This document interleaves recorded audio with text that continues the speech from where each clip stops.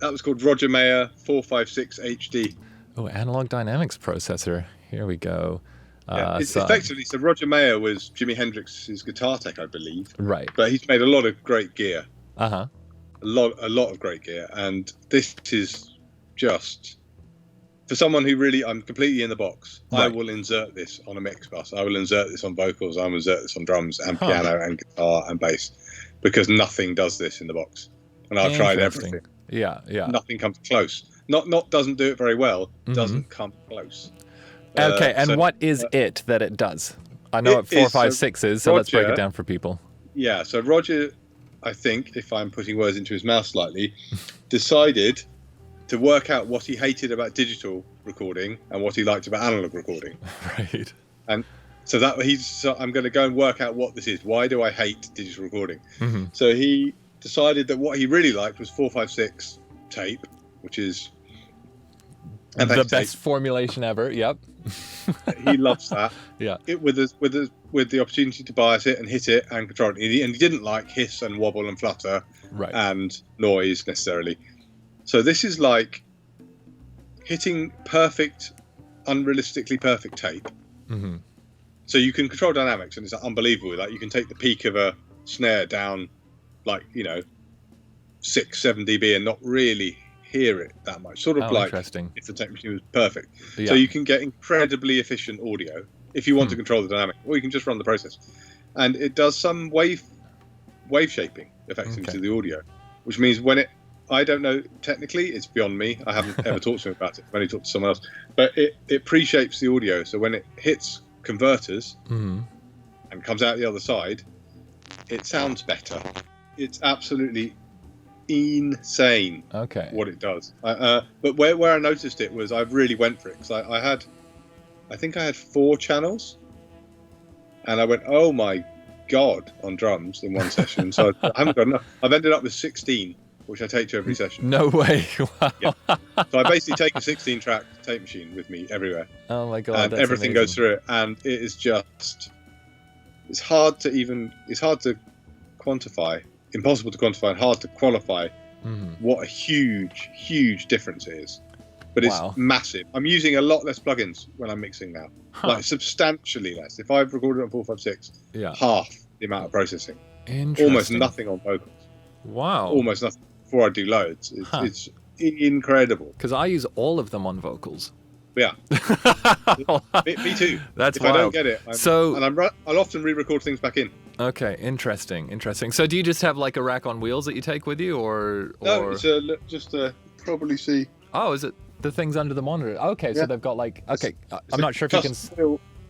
Wow. It's very juicy, power-wise. It's very horrifically juicy. Like takes a lot. Oh my god. Yeah. So I've had a custom rack built in the end to fit enough in. Okay. So are those 500 series then? Yeah. Oh, okay, cool. Right. So one we're looking at on here was I don't know if you saw that, was a full like 19-inch rack. Okay, that is very interesting. That's old. Oh, there's a new website coming. Oh, there's a new website coming. Okay, nice. Awesome. So, I mean, I love it. It's like there's like literally one bit of Outboard I use on mixes that I can't replicate, which is a Demeter spring reverb, but otherwise, like everything else is fine. So it's fascinating to hear you say that. And I think, what you're talking about with the kinds of problems that's solving, very interesting indeed. Nice. So we were getting onto that through chatting about like your input list, getting into sessions, getting stuff running cleanly and smoothly.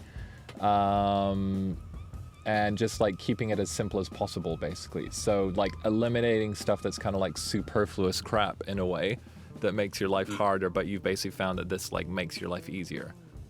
Oh my god, so much easier. I had a session in Abbey Road about, when was it? Maybe it was in May, so it was pretty heavily in lockdown. It was very heavily socially distanced because it was horns. So I don't know if you've ever thought about your nightmare. For me, like a very heavy sort of slightly kind of Afrobeat horn section. Each horn 3 meters apart in Abbey Road Studio 2. It's like, no, that's not the one. Yeah. So I ended up using TLM 170's hypercardioid right on the bells of everything. Right. Yeah. Like absolutely in there. So there was almost no room sound. Yeah. And that 456 with it on and off was unusable to absolutely fine. Wow. The difference is just crazy. It does a kind of way. I mean, that was hitting it quite hard on some things, but it's a sort of rounding thing, but that doesn't sound rounded. Right. So it sounds transient.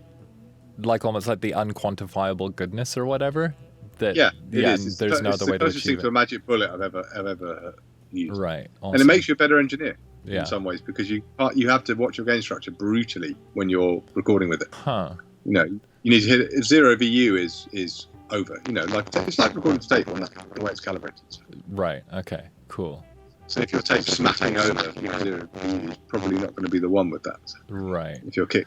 Yeah. So do you employ like a bunch of strategies, like, because I mean, this is great. It's like, it's proper engineering, which is you have to think about how things hitting tape.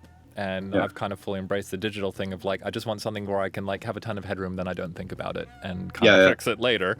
But that tends to be like a lot of the situations I find myself in. But have you found you're like recording differently to make the most of it, or is it just like kind of using a tape mindset basically?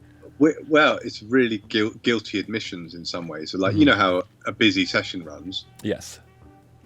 I'm being really honest. Shall we unpack how a busy session runs, just for people who haven't been on busy sessions? Oh, right. So when I've been to like music colleges and stuff, and that kind of world, you go, right, okay, so let's set up the drums. Everyone kind of shuffles out and puts some mics on. Let's have a listen, go back and, oh no, let's try another mic. It's like, nah. In. As people arrive, done. Mm-hmm. How long have you got to get drums? As long as it takes you to get from the drum kit to the console and get sound in, especially if it's someone like arty and impatient, like no time. I remember you'll remember this was years ago, doing Tricky. Did you ever work with Tricky? I didn't work with Tricky, Okay. So the bass player was a great guy called Wayne Noons, a great bass player. And he was sort of playing back the stems I'd literally just imported from whatever he had originally, and Wayne was kind of tuning up, boom, boom, boom, boom, boom, boom, boom. Kind of got to the end. I was still setting a level on getting the bass. It was an active bass. He was sort of half turned down. And it was like, I'll turn it all the way up. Right. So got to like one pass of the playthrough, and Wayne was like, "Cool, let's do one." Tricky's like, "Right, it's done. Next." but cool. Okay, next. Thanks, Wayne. That's it. Yeah. You know, and often same with like, you know, very impatient people that I work with. You have to be amazingly fast. So you don't get time to do something. You set it up, know it's going to be good. And so sometimes if I'm really admitting it, maybe you don't get to listen to everything quite as much as you want to. Yeah. I'll freely admit it. Yeah, I think some of the real talk. Yeah, I mean, I've had stuff where I've come back from really, really intense tracking sessions, and you're just like, oh, one of our mics was off. Off. Or the same input channel has been set for two of the different instruments. You know. Yeah, totally. So what you do is you get really damn good at hearing what that mic should sound like. So when you're flying up the channels and someone hits the snare mic and it sounds distant, you go, right, it's not that mic. You go, oh, it's patched enough. Not arguing. It's not that mic. You go and change it. Goes, oh, you're right. That was the sax mic we plugged in there. Sorry. Yeah. You know, or it's a tom mic because that kind of thing. Yeah. But recording with this stuff, you can't make any mistakes because if you do, it's distorted and destroyed. Totally. Yeah. So you get really good at listening, really more intensively because it matters. Just like you used to have. You know, oh my goodness. Yeah, just like you used to have to. It's funny. Yeah. Hey, we hope you enjoyed that video. A couple of more links here for some talks we think you'll like. Please don't forget to subscribe to the channel, and otherwise head over to completeproducer.net so that you can connect with other music making geniuses from all over the world. We'll see you there.